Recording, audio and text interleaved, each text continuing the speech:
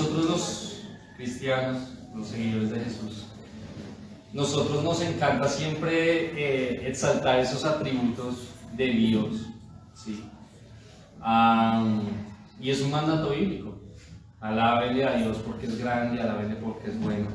Y nos encanta exaltar esas cosas de Dios que tienen que ver primeramente con su grandeza, que Él es todopoderoso, que todo lo sabe, que Él es creador. Y también nos encanta mucho exaltar esos atributos que tienen que ver con nosotros. ¿A qué me refiero? Que Dios es misericordioso, que Dios es bueno, que Dios es amor. Y claro que todo eso es importante, todo eso es supremamente importante, iglesia. Pues es lo que hacemos en alabanza siempre, ¿no? Pero hay un atributo de Dios que, como les digo, ya no nos parece tan bonito a veces. Y es el hecho de que Dios es juez. Hoy vamos a aprender que Dios es juez. Que Dios juzga con justo juicio. Dice la palabra que Él juzgará con vara de hierro a las naciones. Y claro, a nosotros nos gusta todo lo bonito, pero también hay algo de Dios que es importante. Que la Biblia dice que Él es tardo para la ira, no que no sea ira.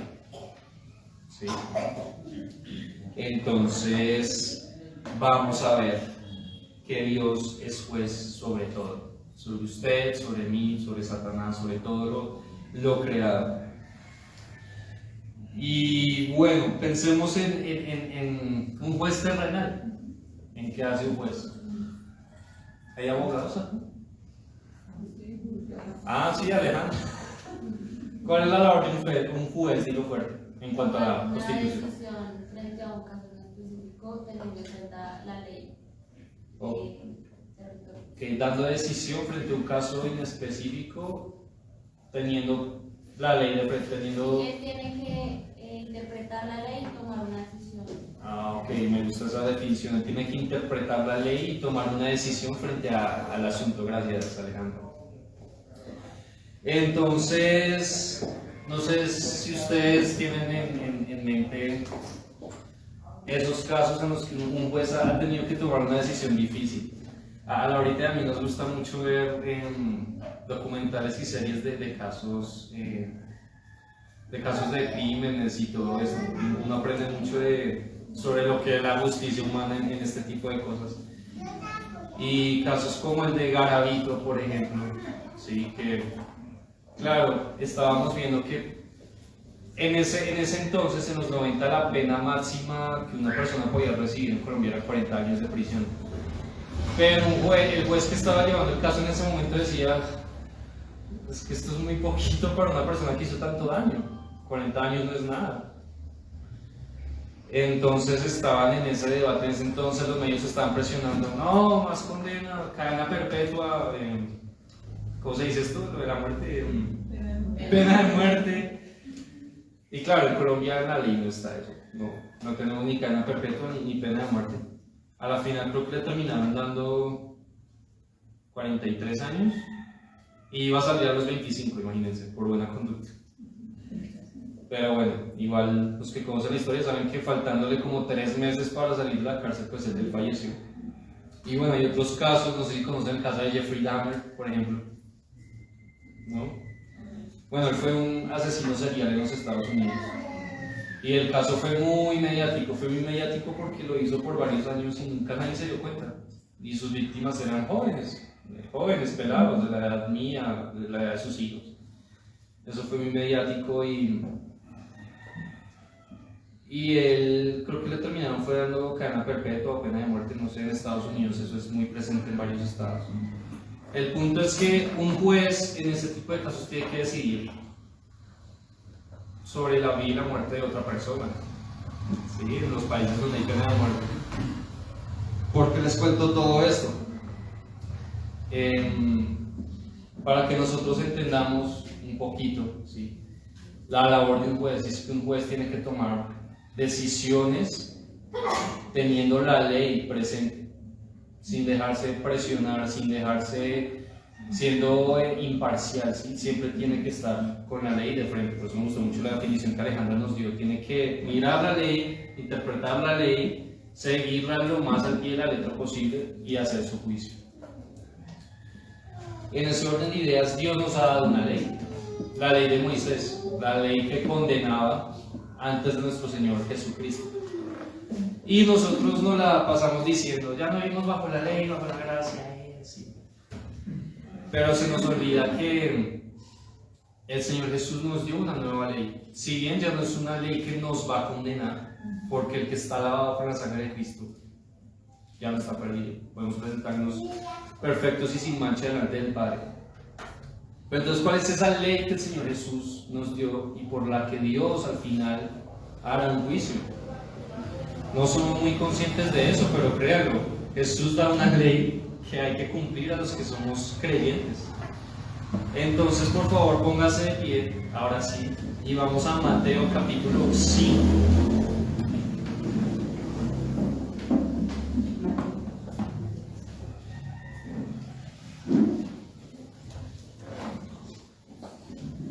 Entonces, ¿cuáles son esos mandamientos que el Señor Jesús nos ha dado?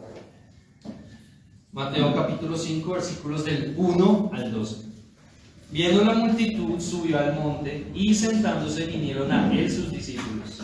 Y abriendo su boca les enseñaba diciendo: Bienaventurados los pobres en espíritu, porque ellos es el reino de los cielos. Bienaventurados los que lloran, porque ellos recibirán consolación. Bienaventurados los mansos, porque ellos recibirán la tierra por heredad. Bienaventurados los que tienen hambre y sed de justicia, porque ellos serán saciados. Bienaventurados los misericordiosos, porque ellos alcanzarán misericordia. Bienaventurados los de limpio corazón, porque ellos verán a Dios. Bienaventurados los pacificadores, porque ellos serán llamados hijos de Dios. Bienaventurados los que padecen persecución por causa de la justicia, porque ellos es el reino de los cielos. Bienaventurados sois cuando por mi causa os vituperen y os persigan y digan toda clase de mal contra vosotros, mintiendo. Gozaos y alegraos, porque vuestro galardón es grande en los cielos, porque así persiguieron a los profetas que fueron antes de vosotros. Padre eterno, gracias por tu iglesia, gracias por esta congregación, gracias por darme el privilegio de estar acá. Háblanos por medio de tu palabra, que yo no me desvíe, que no hable mi propio pensamiento, y que la iglesia aprenda, Señor, algo nuevo sobre ti esta mañana y que no salgamos vacíos. En tu nombre, Jesús, oramos. Amén y amén. Tomen asiento, por favor. Listo. Estas son unas bienaventuranzas muy conocidas, muy famosas, y es el primer gran sermón o la primera gran enseñanza de nuestro Señor Jesús. Dice el versículo 1: viendo la multitud, subió a monte, había una multitud siguiéndolo. Entonces me gustaría que miráramos con anterioridad un poquito del contexto del por qué esta multitud tan grande detrás del Señor Jesús. Y también vamos a ver cómo el Señor Jesús es el mayor ejemplo, mejor ejemplo que tenemos de cómo cumplir la ley de Dios, ¿sí? O en esos nuevos mandamientos que nos ha dado. Vamos por favor al capítulo 4, versículos 23 al 25. ¿De Mateo? De Mateo, por favor. Sí, vamos a estar mucho ahí en Mateo. 4:22. 4:23 al 25. Dice: y recorrió Jesús toda Galilea, enseñando en las sinagogas de ellos y predicando el evangelio del reino, y sanando toda enfermedad y toda dolencia del pueblo. Y se difundió su fama por toda Siria, y le trajeron todos los que tenían dolencias, afligidos, diversas enfermedades, tormentos, endemoniados, lunáticos, paralíticos, y los sanó. Y recibió mucha gente de Galilea, de Decápolis, de Jerusalén, de Judea y del otro lado del Jordán. O sea, no solamente eran judíos los que lo estaban siguiendo, también gente de muchos lados, incluso gentiles. Entonces era una multitud enorme. ¿Y por qué estaba siguiendo esta multitud a Jesús? Por las señales que estaba haciendo. Estaba predicando el evangelio, el reino, arrepentidos porque el reino de los cielos se ha acercado. Pero ¿qué pasa antes de esto? Vamos un poquito más atrás, versículo 3, capítulo 3, por favor. Versículos 16 y 17. Jesús llega a los 30 años, va a dar el primer paso que todo creyente debe dar, ¿no? El bautizo. Jesús, después que fue bautizado, subió luego del agua y aquí los cielos le fueron abiertos. Y vio al Espíritu de Dios que descendía como paloma y venía sobre él. Y una voz de los cielos que decía: este es mi Hijo amado, en quien tengo complacencia. Jesús, después de ser bautizado, ¿qué sucede? Tiene el Espíritu Santo en él. ¿Qué es lo primero que el Espíritu Santo hace al Señor Jesús? Lo lleva al desierto a ser tentado por el diablo. Capítulo 4, versículo 1. Jesús fue llevado por el Espíritu al desierto para ser tentado por el diablo, y después de haber ya ayunado 40 días y 40 noches tuvo hambre. Entonces, bueno, no vamos a ahondar mucho acá. Ustedes saben lo que pasa. Jesús lo tienta con el pan, con arrodillarse frente a él, con prometerle los reinos del mundo. ¿Y qué pasa al final? Versículo 10 al 11. Jesús le dice: vete, Satanás, porque escrito está: al Señor tu Dios adorarás y a Él solo servirás. Como consecuencia de Jesús estar haciendo la voluntad de Dios, de saber hacer, de estar haciendo lo que Él sabe que tiene que hacer, el diablo le deja, y aquí vinieron ángeles y le servían. El versículo 17 del capítulo 3 leímos: Dios halló complacencia delante de Jesús. ¿Sí? Halló complacencia. ¿Por qué les quiero leer todo esto? Porque estamos viendo todo esto. Porque Jesús es la prueba clara de que estando en nosotros en humanidad podemos hallar la complacencia ante el Padre. Lo repito de nuevo. Jesús es la prueba de que estando en humanidad podemos hallar complacencia ante el Padre, así como Él lo hizo, no por sus propias fuerzas, sino porque fue lleno del Espíritu. Así que, volviendo al capítulo 5 de Mateo, viene la multitud, sube al monte, se sienta, vienen sus discípulos, dice ahí, y más atrás sus discípulos. Imagínense cómo dice que Jesús se sentó, ¿no? Imagínense que estoy sentado. Sus discípulos se sientan al frente y la multitud está por ahí atrás, bajando el monte. Entonces el autor de Mateo quiere hacer aquí una diferencia: discípulos y seguidores. O sea que estas palabras que el Señor Jesús va a decir van dirigidas a todos sus seguidores, a todos los creyentes en Él. Pero van a ser palabras o mandamientos que solo el que sea discípulo va a poder cumplir, va a poder obedecer. Por eso Mateo hace esa distinción: discípulos primeramente, seguidores después. En otras palabras, estos que vamos a leer son mandamientos dirigidos a todos los que digan seguir a Jesús y quieran realmente dar la vida y entregar la vida por Él. Y dejándoles claro una cosa primero: estos no son mandamientos como en la ley, de cumplir requisitos y listos de Mateo. Bienaventurados los pobres en espíritu, porque de ellos es el reino de los cielos. Déjeme decirle que este es uno de los versículos más tergiversados por, desafortunadamente, la ignorancia de la iglesia. Porque muchos creen que está hablando de pobreza, literalmente pobreza. No, en los cielos. Desafortunadamente, si usted lo está leyendo en este momento en su Biblia de traducción actual, muchos traductores cometieron ese error al poner necesitados en espíritu, porque tampoco está hablando de eso. Recuerden que acá Jesús está hablando de una manera o en unas alegorías a la ley que solamente los judíos van a entender. ¿Sí? Cuando dice pobre en espíritu, un judío que está escuchando a Jesús lo primero que piensa es en Isaías. Isaías nos va a dar la definición de qué es un pobre en espíritu. Por favor, vamos a Isaías 66. Isaías 66, versículos 1 y 2. ¿Ya lo tienen? Amén. Listo. Isaías 66, versículos 1 y 2. Jehová dijo así: el cielo es mi trono y la tierra estrado de mis pies. ¿Dónde está la casa? ¿Qué es ser pobre en espíritu? Humildad, temblar ante la palabra de Dios. Como usted se puede dar cuenta, es el primer mandamiento que da el Señor Jesús. Porque, o sea, todo este sermón, hoy vamos a ver solo la introducción del Sermón del Monte, pero el Sermón del Monte abarca 3 capítulos completos. Pero esto, ¿por qué lo pone el Señor Jesús de introducción? Los que se arrodillan y tiemblan ante mi palabra verán el reino de Dios. Porque si usted no se humilla ante Dios, si usted no es como un niño humilde y con un corazón tembloroso ante la palabra, no la va a entender. Por eso Jesús predicaba en parábolas. Jesús explica esa definición de qué es una parábola. Están hechas para que los que no quieran entender sigan sin entender, y los que tengan el corazón como un niño entiendan sus palabras.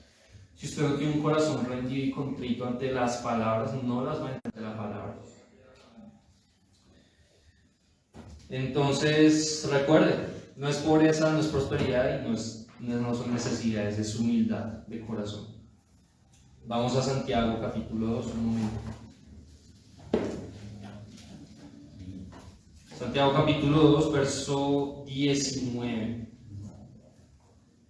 ¿Tú crees que Dios es uno? Bien haces. También los demonios creen y tiemblan. Si los demonios tiemblan ante la palabra, porque usted y yo no lo hacemos. Porque usted y yo no lo vamos a hacer. ¿Sí? Y vamos a leer versículos 20 y 23, ahí más arribita de Santiago. ¿Quieres saber, hombre vano, que la fe sin obras es muerta? No fue justificado por las obras Abraham con los jóvenes hace 8 días. Estamos hablando de la fe. Pero ¿en qué radicó la fe de Abraham? En que hizo lo que Dios le pidió que hiciera, obedeció, tuvo un corazón contrito y humillado ante la palabra que Dios le estaba dando, murió a sí mismo, o sea, murió a su hijo, porque dijo, él tenía la fe puesta en la promesa, obedeció la palabra que Dios le había dado y iba a sacrificar a su hijo. Y el diablo tiene poder sobre usted. ¿Listo? Y una última cosita antes de seguir. Por favor, acompáñenme al libro de Eclesiastes.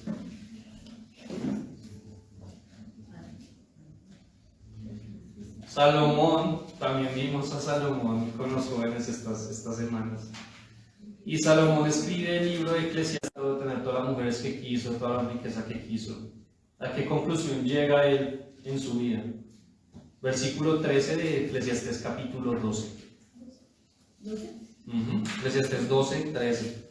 ¿Qué concluye Salomón de todo lo que él vivió? De todas las bendiciones terrenales que tuvo.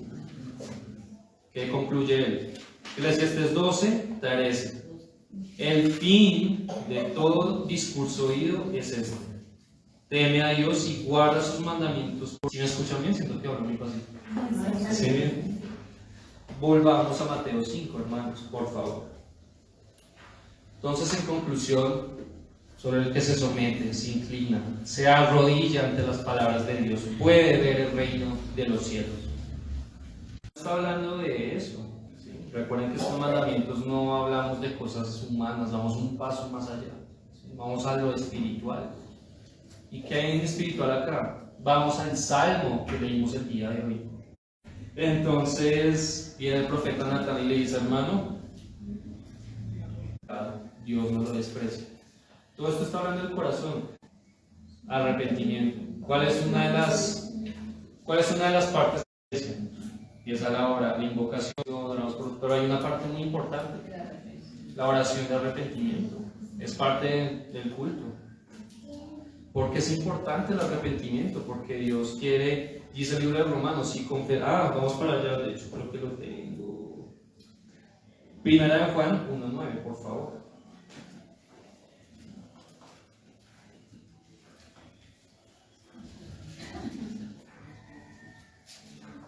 Primera de Juan 1:9, ¿qué dice? Este versículo es precioso. Este versículo dice: si confesamos nuestros pecados, Él es fiel y justo para perdonar nuestros pecados, limpiarnos de toda maldad. Si decimos que no hemos pecado, le hacemos al mentiroso y su palabra no está en nosotros. Entonces, ¿qué está diciendo el Señor Jesús en el sermón del monte? Llore, tenga un corazón contrito, arrepiéntase y confiese su pecado. Al corazón contrito y humillado Dios no desecha. No está hablando de usted sentirse miserable, ay Jesús, ay, pecado. Eso fue lo que hizo David. Pero es que David no tenía la gracia, David no tenía la sangre. Pero aquí sí nos está diciendo el apóstol Juan: confiese su pecado ante el Padre. Y Él lo limpia, Él lo lava. Y aquel que se siente pecador y que confiesa su pecado recibirá la consolación. ¿Sí? Dice versículo 5. Bueno, primero ya vimos, Dios quiere un corazón contrito, un corazón arrepentido. Ahora versículo 5, el que quiere. Bienaventurados los mansos, porque ellos recibirán la tierra por heredad. Entonces, ¿qué significa esto? ¿Cómo así? ¿Vamos a literalmente la tierra o cómo es esta vuelta aquí? Bueno, vamos por favor, iglesia, Apocalipsis capítulo 20. Yo sé que estamos dando muchas vueltas en la Biblia, pero es importante, porque la Biblia, usted lo sabe, se justifica a ella misma. Si usted un día la predican y no usan la Biblia para justificar todo argumento, entonces es un falso predicador. Siempre es importante la Biblia. Capítulo 20, por favor. A veces se me olvida decir los capítulos, disculpen. Apocalipsis capítulo 20, versículos del 1 al 6. Dice: vi un ángel que descendía del cielo con la llave del abismo y una gran cadena en la mano. Prendió al dragón, la serpiente antigua, que es el diablo y Satanás, y lo ató por 1000 años. Y lo arrojó al abismo y lo encerró y puso sus sellos sobre él para que no engañase más a las naciones hasta que fuesen cumplidos 1000 años. Y después de esto debe ser desatado por un poco tiempo. Que está hablando del cuando el Señor Jesús venga, va a atar al diablo, lo va a tirar al agua de fuego, pero está hablando de 1000 años. ¿Qué va a pasar en esos 1000 años? Si estoy en los seminarios, el pastor Alejandro habla mucho de eso. Ahí está escrito en tablero. Sí. Dice: vi tronos y se sentaron sobre ellos los que recibieron facultad de juzgar, y vi las almas de los decapitados por causa del testimonio de Jesús y por la palabra de Dios, los que no habían adorado a la bestia ni a su imagen, y que no recibieron la marca en sus frentes ni en sus manos, y vivieron y reinaron con Cristo 1000 años. Entonces, ¿dónde va a reinar Cristo 1000 años? En la tierra. ¿Con quiénes? ¿Y por qué los mansos? Vamos a ver. Pero los otros muertos no volvieron a vivir hasta que se cumplieron 1000 años. Esta es la primera resurrección. Bienaventurado y santo el que tiene parte en la primera resurrección. La segunda muerte no tiene potestad sobre esto, sino que serán sacerdotes de Dios y de Cristo y reinarán con él 1000 años. Usted entiende que junto con Jesús vamos a gobernar sobre todo el sistema podrido de este mundo. ¿Por qué? Porque Jesús usa la palabra manso, mansedumbre. Usted sabe que a Moisés se le da el título de eso, no es un título que está en la Biblia,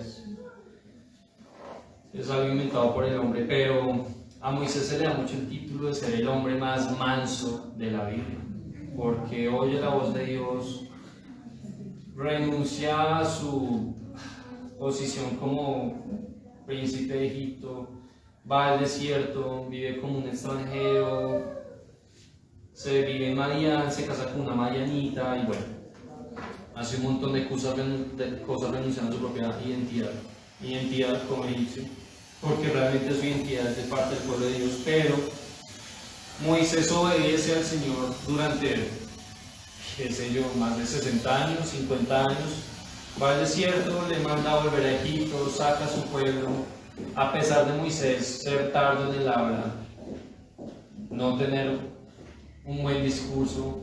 Dios le dice: hermano, vea, ¿quién le ha dado la boca al hombre? No soy yo, Dios, el que creó los cielos y la tierra. Yo voy a estar con usted cuando se presente ante el faraón en Egipto. No tema, y usted va a ver mis maravillas. Entonces Moisés dice: bueno, listo, vamos. Va a Egipto, ocurre todo lo que ocurrió, las plagas, Faraón cede, y todo gracias a la mansedumbre que tuvo Moisés, a esa obediencia. Si es que todo se conecta, el que es humilde de corazón, el que recibe consolación, y ahora el que es obediente. Y el que es obediente, el que toma todas estas palabras y las hace por obra, que dice el libro de Apocalipsis, recibirá la tierra por heredad. Usted y yo, si nos atrevemos a hacer el mandamiento, vamos a reinar con Cristo durante 1000 años, un milenio completo con Cristo sobre la tierra. Entonces, dice Apocalipsis, es solo el que se inclina ante Jesús y no ante los ídolos, el que no se dejó marcar por la bestia, el que no se mezcló con el sistema de este mundo, es el que va a reinar y va a heredar en la tierra y en el cielo. Versículo 6 de Mateo capítulo 5 y 13. Volvamos por favor.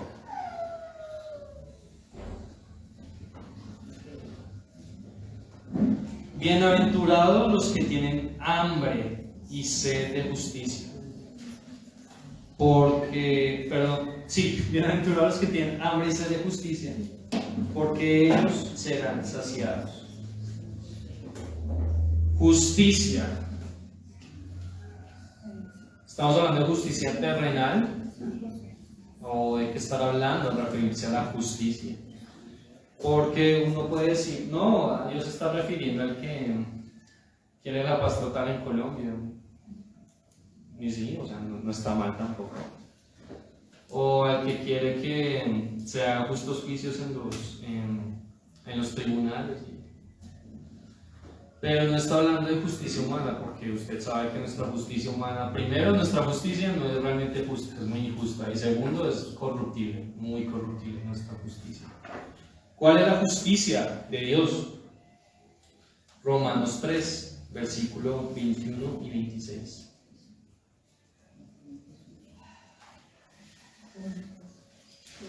La justicia de Dios que no puede comprender el mundo y solo sus escogidos pueden comprender. Romanos 3, versículos 21 a 26. ¿Qué dice? ¿Ya todos lo tienen? Amén. Pero ahora aparte de la ley se ha manifestado la justicia de Dios, testificada por la ley y los profetas. La justicia de Dios por medio de la fe en Jesucristo, para todos los que creen en Él, porque no hay diferencia. Por cuanto todos pecaron y están destituidos de la gloria de Dios, siendo justificados gratuitamente por su gracia, mediante la redención que es en Cristo Jesús, a quien Dios puso como propiciación por medio de la fe en su sangre, para manifestar su justicia a causa de haber pasado por alto en su paciencia los pecados pasados, con la mira de manifestar en este tiempo su justicia, a fin de que Él sea justo y el que justifica al que es de la fe de Jesús. Dice que tiene hambre. Entonces, ¿de qué debemos tener hambre usted y yo siempre? Por algo Jesús se compara con el pan y con el agua. Él es el pan que desciende del cielo, quien sacia su hambre, es el agua que sacia su sed. La justicia de Jesús o de Dios que está en Jesús es: usted es pecador, yo muero por usted y usted queda limpiado y lavado. Nadie en el mundo va a hacer eso. ¿Quién da la vida por un criminal? Nadie. Jesús es el único que lo hizo. Y es la justicia más perfecta y grande que hay, al ser la justicia de Dios. Y el mundo no la entiende. El mundo diría que eso es injusto, que un inocente muera por un culpable. Pero en el Evangelio, así es como funciona, así es como Dios lo estipuló y así es su voluntad. Y si usted tiene hambre de la justicia de Dios, pues usted es bienaventurado y va a ser saciado su hambre. Versículo 8. Bienaventurados los de limpio corazón. Versículo 7. Bienaventurados los misericordiosos, porque ellos alcanzarán misericordia. Vamos a Oseas capítulo 6, por favor.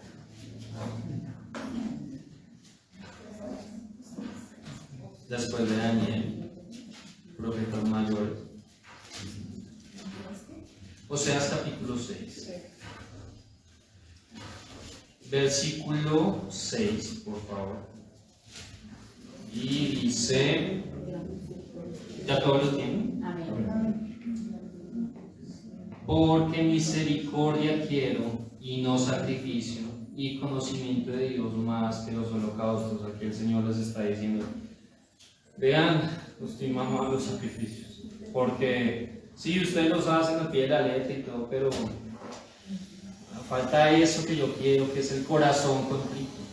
Jesús nuevamente va a recitar a Oseas, le va a decir a los fariseos, vean, yo quiero misericordia, no sacrificio. Creo que es en Ezequiel y Jeremías que Dios dice, sus sacrificios humanos son como inmundicia de menstruosa ante mí. ¿Sí? Eso no es lo que Dios quiere. Dios quiere que usted sea misericordioso, así como Él fue misericordioso con usted y lo es cada día. Más adelante Jesús va a enfatizar ese tema. El perdón, amen a sus enemigos, bendigan a los que los maldicen, ore por su hermano. Dios es lo que quiere, es misericordia. Ahora sí, versículo 8. Bienaventurados los de limpio corazón, porque ellos verán a Dios. Aquí nuevamente está hablando del corazón. Todo parte del corazón. Y aquí dice que el que tiene el corazón limpio. Siempre en todas las predicas uso el mismo pasaje, pero es que es el mejor que puede explicar esto. ¿Sí? Vamos a Ezequiel capítulo 36, por favor.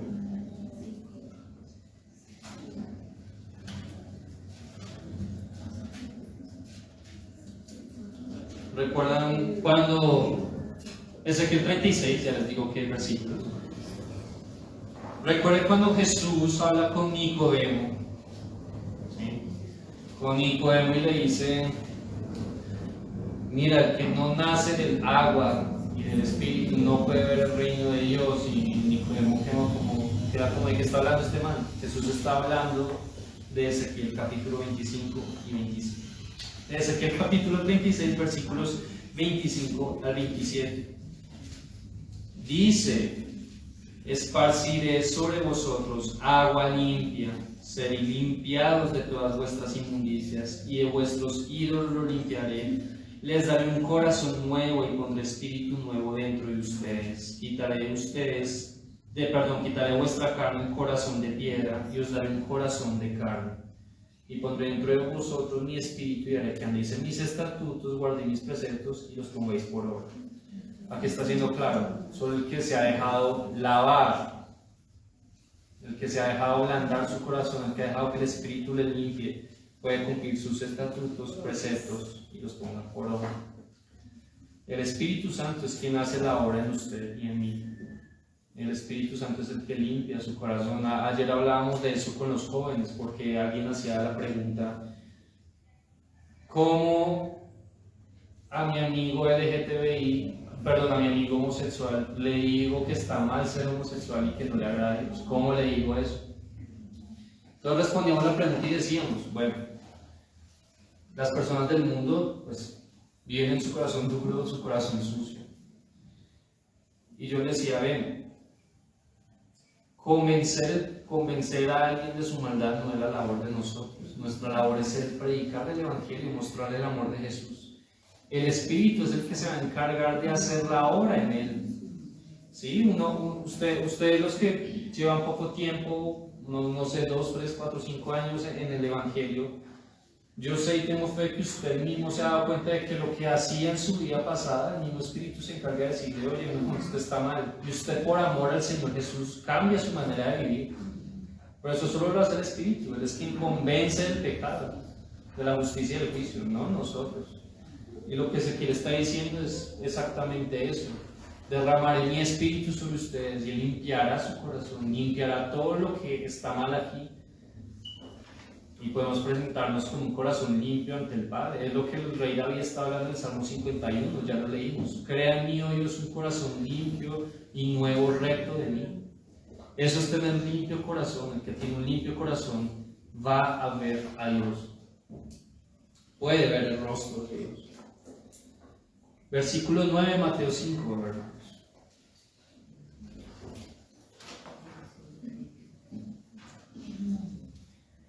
Listo, ya todos otra vez en Mateo. ¿Listo? Mateo 5:9. Bienaventurados los pacificadores, porque ellos serán llamados hijos de Dios. ¿Estaba hablando de pisando? Ah, no, eso es Star Trek. No está hablando de busque la paz mundial, no. Al contrario, el Señor Jesús nos advirtió que este mundo iba a ver cada vez peor hasta su venida. Entonces no está hablando de buscar la paz en este mundo, porque este mundo está en tinieblas. ¿Qué es un pacificador? Vamos a Isaías capítulo 52, por favor. Isaías 52. Antes de leer Isaías 52, recuerde cuando el apóstol Pablo enseña en Efesios, pónganse la armadura de Dios. Y en la armadura de Dios habla del calzado del Evangelio de la paz. El calzado de la armadura que Pablo está diciendo solamente lo tienen puesto los que van por el Evangelio, van caminando llevando el Evangelio. Isaías 52, versículos del 7 al 8, dice, 52, ¿ya lo tienen? Dice, 52 del 7 al 8, cuán hermosos son sobre los montes los pies del que trae alegres nuevas, del que anuncia la paz, del que trae nuevas del bien, del que publica salvación, del que dice a Sión, tu Dios reina. Voz de tus atalayas, que somos nosotros, alzarán la voz, juntamente darán voces de júbilo, porque ojo a ojo verán que Jehová vuelve a traer a Sión. Aquí dice el que anuncia la paz, dichosos son los pies. Por eso el apóstol Pablo en la armadura de Dios compara el Evangelio con el calzado de la armadura, porque Isaías está diciendo, dichosos son los pies de los que van anunciando la paz. Y es lo que el Señor Jesús dice cuando dice pacificadores, los que hacen la paz. ¿Qué es hacer la paz?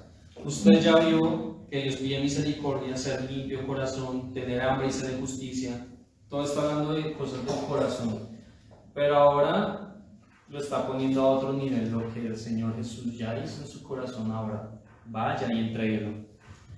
Otra vez, porque lo dije ese micrófono. Lo que Jesús ya hizo en su corazón, vaya y entréguelo a los demás. Comparta el Evangelio. Sea un pacificador. La paz que está en su corazón, comparta. Eso es ser un pacificador. Porque ellos serán llamados hijos de Dios. Va a ver el rostro de Dios. Va a ver el reino de Dios. Y ahora va a ser llamado hijo de Dios. Listo, y hasta aquí el Señor Jesús ha hablado de cosas que nos competen en nuestro interior, en nuestra relación de Él con nosotros, ¿sí? De la obra que hizo en su corazón, de usted humillarse y entregar la vida. Y ahora lo que sí en las bienaventuranzas Jesús va a hablar de un mandamiento que solamente el que haya podido ser manso, el que haya sido, el que se haya arrepentido, ¿verdad? El que haya sido pobre en espíritu, va a poder hacer. Versículos 10 al 12, iglesia. De Mateo 5. Bueno, vamos a antes. Listo. Mateo 5, versículos del 10 al 12. Bienaventurados los que padecen persecución por causa de la justicia, porque de ellos es el reino de los cielos. Bienaventurados sois cuando por mi causa os vituperen y os persigan, y digan toda clase de mal contra vosotros, mintiendo. Gozaos y alegraos, porque vuestro galardón es grande en los cielos, porque así persiguieron a los profetas que fueron antes de vosotros. Todo esto que usted ha recibido, el reino de los cielos, consolación, la tierra por heredad, saciedad en su corazón, misericordia, ver el rostro de Dios, ser llamado hijo de Dios, todo eso lo hace el verdadero discípulo. ¿Y qué hace un verdadero discípulo? Va a padecer persecución, va a ser perseguido y va a alegrarse cuando sea perseguido, cuando sea muerto, porque sabe que su galardón es grande en el reino de los cielos. Usted sabe, ¿no? El apóstol Pablo explica en Corintios Busquémoslo si quiere. Primera de Corintios capítulo 3. Porque esto es muy importante. Creo que es Primera de Corintios 3. Sí, es este. Primera de Corintios capítulo 3. Leamos el versículo 9 primero. Primera de Corintios 3, 9. ¿Ya todos están ahí? Dice, porque nosotros somos colaboradores de Dios y vosotros sois labranza de Dios, edificio de Dios. ¿Con qué termina el Señor Jesús las bienaventuranzas? Bienaventurados son cuando por llevar el Evangelio, cuando por ser esos facilitadores, los vituperan y los persiguen. Entonces usted es un colaborador. Y claro, en este mundo va a haber castigo por ser colaborador de Dios. Pero dice, bienaventurados van a ser porque se van a alegrar, porque ustedes saben los galardones que tendrán en el reino de los cielos. ¿Y cuáles van a ser esos galardones? ¿O cómo se ganan esos galardones? Pablo lo va a explicar.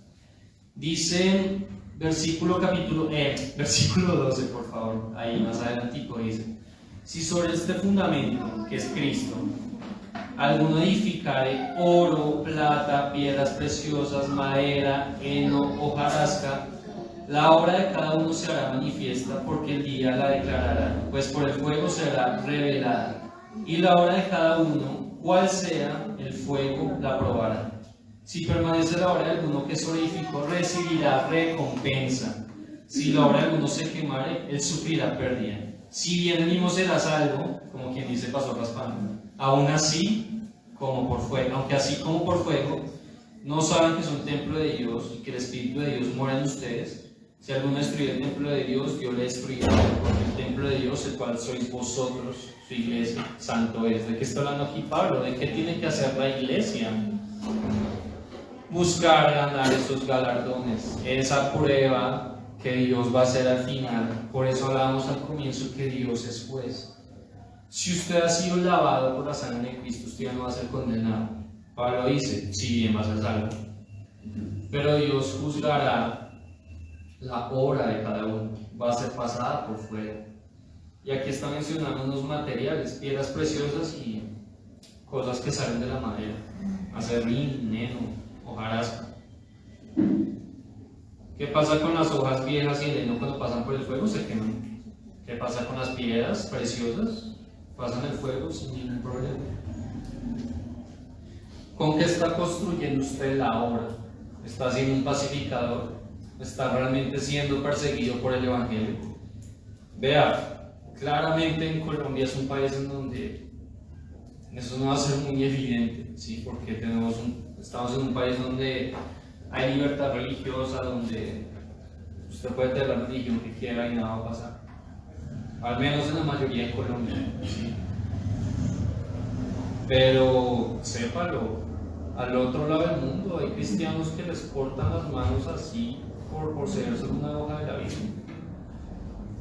Pero lo hacen porque son verdaderos discípulos, porque saben que el galardón es grande. Si su prueba pasada, si su obra pasada por el fuego, probada por el fuego, resiste, persiste, grandes son los galardones que tendremos en el reino de los cielos. Y el que no recibe galardones, el que se queda afuera, si bien va a ser salvo, pero el que no se va a sentar a la mesa, el que va a estar afuera, dice la palabra, allí será el lloro y crujir de dientes, porque usted va a llegar al reino de los cielos y ¿qué le va a entregar al Señor? ¿Qué corona le va a dar? Usted va a estar ahí y va a decir, tenía el Evangelio en mis manos, no aproveché esa salvación, no la compartí. ¿Sí? Entonces, iglesia, lo que el Señor Jesús habla en las bienaventuranzas va más allá de lo terrenal. No habla de dinero, de paz en este mundo, no habla de ese tipo de cosas. Vea siempre la palabra con los ojos espirituales y sepa que el Señor Jesús lo que quiere es primeramente su corazón humillado, humilde ante Él. Nada de esto lo puede hacer usted si no se humilla ante Él, por eso empieza con eso. Solo el que humilde de corazón va a pasar la prueba. Solo el que es humilde de corazón, sus pruebas, sus obras van a ser pasadas por fuego y van a permanecer. Entonces, vamos a terminar. ¿Se acuerdan que le dije que no perdiera Eclesiastés? Vamos a Eclesiastés, ni yo sí lo perdí. Eclesiastés 12, acá está. Volvamos a leer el versículo 13, pero también con el versículo 14. Y en esto termina Salomón todo su discurso, todo su libro. Capítulo 12, versículo 13 y 14. Ya terminando Eclesiastés. Después de que Salomón, yo ya le conté, ya le expliqué, después de que Salomón experimenta todo lo que un hombre puede experimentar de placer en este mundo, él dice esto. Versículo 3, el fin de todo discurso oído es este: teme a Dios, guarda sus mandamientos. Ya vimos cuáles son los mandamientos de Cristo, porque eso es el todo del hombre, porque Dios traerá toda obra a juicio juntamente con toda cosa encubierta, sea buena o sea mala. ¿Qué dice Salomón? Dios será juez sobre los que creyeron, sobre los que no creyeron. Y sobre los que creyeron será pues sobre ovejas, sobre cabritos, sobre lobos, sobre todo será juez. Y si usted fue salvo, él va a juzgar sus obras. Su obra será pasada por fuego, iglesia. Así que yo le invito a que en su existencia en este mundo, en los años que a todos ustedes les queden, no perdamos el tiempo. Viva para la obra, trabaje para la obra. Porque, como dijo Salomón, eso es el todo del hombre. Nada lo va a satisfacer más que el servir al Señor, que hacer la obra. Desde el trabajo que Dios le ha dado a usted, desde el lugar donde usted esté estudiando, o si usted es ama de casa, amo de casa, a sus hijos, a su familia. Sepa hablar el evangelio a sus hijos, ¿sí? Porque hoy en día los padres que hacen, el niño está cansado, tomen. Enseñar el evangelio. Sean sacerdotes en sus hogares. Esta semana Dios me está exhortando mucho a eso. Sea sacerdote en su casa, ¿sí? Y yo esta semana tuve un dolor horrible de amígdalas, pero o sea, créanme, un dolor mal, ni siquiera me dolía pasar saliva. A veces al dormir me dolía respirar y por la boca, imagínense el dolor tan tenaz que tenía. Y no tenía infección, no tenía absolutamente nada, era un dolor raro. Porque me veía las amígdalas, hasta me las vi una doctora y me dijo, sus amígdalas están bien, pero me dolían muchísimo por alguna razón. Todavía tengo un poquito de molestia. Y yo pensaba esta semana, yo le decía a Dios, ¿por qué este dolor? Domingo tengo que predicar, tengo que cantar, estoy cansado, no puedo comer. Yo creo que me bajé 5 kilos esta semana. No mentiras, ojalá, pero no. Es que créanme, no podía ni comer, o sea, era un dolor desesperante que Dios no me explicaba por qué lo tenía, porque mis amígdalas estaban limpias. Y siento que de cierta manera Dios me dijo, así me duele cuando mi iglesia no hace trabajo. Así me duele cuando su merced está perdiendo el tiempo viendo Netflix en el ocio y no está haciendo la obra, no está siendo sacerdote en su hogar. Así me duele porque yo entregué todo por usted y usted no está haciendo nada por mí. ¿Sí? Así se siente, es un dolor desesperante. Imagínese Dios todo lo que hizo por usted y por mí. Como lo leíamos en Oseas, vea, no quiero sacrificios, quiero misericordia, quiero que haga la obra. ¿Sí? Las cosas vanas que hacemos para Él no son nada. Entonces trabaje por el reino. Salgamos, que la iglesia no salga de estas 4 paredes, iglesia. Así que esa es la invitación en esta mañana, que trabajemos por el reino, trabajemos por la obra.